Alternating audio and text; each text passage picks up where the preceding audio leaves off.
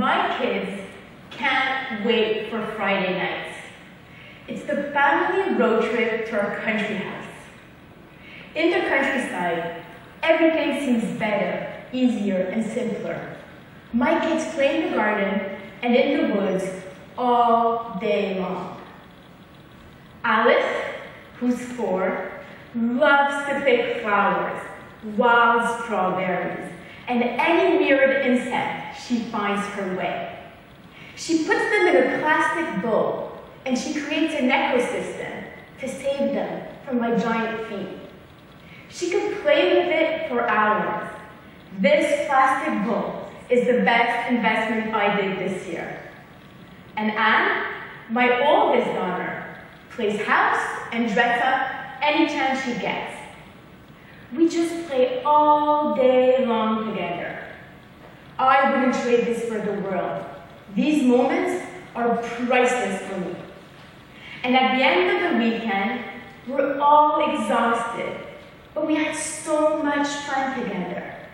We don't even want to leave the place, so we usually come back to the city very early Monday morning. But about a year ago, on a Sunday night, just before bedtime, I asked my youngest daughter a question, and her answer troubled me a lot. I asked her, Alice, did you have fun this weekend? What was your favorite? Swimming in the waves, riding your bike, or climbing the big tree? And she looked at me right in the eyes and said, Mom, I had so much fun this weekend. It was the best weekend ever. And what I enjoyed the most was playing with the iPad. No, what I enjoyed the most is playing with the iPad? No, not my daughter. So I refreshed her memory a bit. Alice, sweetie, remember yesterday at the beach? The big castle we built together? It was so much fun. Yes, Mom, but I prefer the iPad. Alice, remember this afternoon in the garden with the water balloons and you got your dad in the head? That was so funny. It was, Mom, but I prefer the iPad. Okay, Alice, remember the popsicle at the beach? Mom, I remember everything, okay? Okay. And I kissed her goodnight. To tell you the truth, I didn't know what to do, what to think, or where to start. But I knew I had a problem. It really bothered me, and I needed to understand why. So just a moment after this bomb Alice dropped on me, I started to stress out. Did I mess up as a parent? Did I mess up as a mother? I knew I was not the first parent to face this, but I couldn't sleep all night. I just stared at the ceiling and searched for answers. Because there's a catch. I'm not just a mom. I'm an entrepreneur, and I create apps for kids. 3 years ago, while the mobile touchscreen madness was happening and kids were grabbing them from their parents, I changed careers. Before that, I owned a successful audio production company for 10 years with 2 partners, Dave and Mike. And we collaborated with the top toys company in the world. For years, we worked on the biggest kids brands and on over 50 toys. And one afternoon, we started talking about the lack of creativity behind apps for kids. The majority of kids' apps out there were static, not engaging, not innovative, not really educational, and not really fun. They were simply a bit boring. So kids were downloading adult apps. But these apps were not meant for them. They were not age appropriate at all. We knew we could do better. We could provide better content to parents and their kids. And iDevices were here to stay. Kids were drawn to them. They were at the top of the Christmas list all around the world. It's insane. So we took this dream, invested our energy and our savings, and launched Budge Studios. And we started to create apps for kids. and to our surprise, it really took off. I still can't believe today that millions of kids around the world play with our apps. And Alice was one of the millions of kids that loved apps and iDevices. I know that. But how can she love this stuff more than life itself? How can it be her favorite thing on earth? How can she love this stuff more than the little wooden house in the garden I got her for her birthday? That I didn't sign up for. After that sleepless night, I was taking my morning coffee, and I turned on the radio, and I heard one of my favorite songs, Wish You Were Here from Pink Floyd, and it triggered a memory. In the 80s, there was 3 things I loved. Pink Floyd, Depeche Mode, and my yellow Sony waterproof Walkman. How cool was that? But my parents didn't know how to deal with me. For them, I was wasting my life, my time, listening to that Walkman. And even though I had the most loving, caring, and open-minded parents, I could still hear them in my head. What are we going to do? Should we confiscate this Walkman? Are you okay? And they had this slightly wild look in their eyes. And that wild look must have been the same one I was giving to Alice. Overnight, I saw my mother in me for the first time. Overnight, I was not a cool kid anymore. I loved my Walkman, and she loves the iPad. I've been there, and she's going through it right now. I knew I was onto something. That separation I was feeling between my daughter and myself was the fear of the unknown, a generation gap. The iPad launched a year after Alice was born, April 3rd, 2010. She's the iPad generation. That means that at 1, she was more at ease with the tablet than I was. She knew how to open tab scroll select in less than 10 seconds. For her, the world never existed without a touchscreen device. For her, I was a digital immigrant, struggling to understand.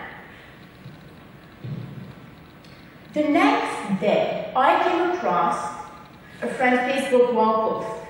It was a photo exhibit of an Italian photographer, and these pictures resonated. He had the idea of photographing kids around the world with their toys. And after 18 months working on the project, his conclusion was that kids around the world with different cultural backgrounds are pretty much all the same. They just want to play. He also noticed that toys haven't really changed in the past 3 decades. Kids still play with Lego, dolls, teddy bears, cars, dinosaurs. They still read books, draw, and play music. On his journey, he found the type of toys he used to have when he was a kid, and I really related to that. But now we have these devices. So what has changed? When a kid is playing on a tablet, he's now building blocks or playing with a doll in the real world. The form has changed. We need to acknowledge that because it's part of our world too. How many of you have a touchscreen device? A lot of you. We use it all the time to do things we used to do in the real world. When's the last time you listened to music on a record player, a cassette, or even a CD? When's the last time you wrote a letter by hand and went to the post office to send it? For me, it's been a while, but I listen to music all the time. And I write to my friends and family every day with my devices. And that's exactly the same thing with kids, apps, and iDevices. Yes, the form has changed. But the foundation of play hasn't changed that much. The essence is still there. Imagination, storytelling, and child play is still very present. And transformation of form and function can be filled with wonder. Play hasn't changed for the past 3 decades, and it's not going to change now. And that was exactly the idea behind Budge Studios. We wanted parents and kids to open the device, the toy box, and find their favorite toy. It could be a sticker, it could be a book, it could be an amusement park ride, a slide, and a swing set, a crayon, and a paper, and we would add some magic to it, some wonder. Make a kid want to read even more books by making them come alive. Let's add read-along with highlighting text and surprise animation. And you can select any language you want, English, French, Spanish, Portuguese. Let's create the coolest puzzle where you can never lose a piece. And let's add 3 levels of difficulties so kids of all ages can play. And the puzzle always change formation so you can play over and over again. Let's create a huge train set that would never fit in an apartment or in a house. And let a kid play with the tracks and the train and even make a train fly. The more I created apps, the more I valued the content.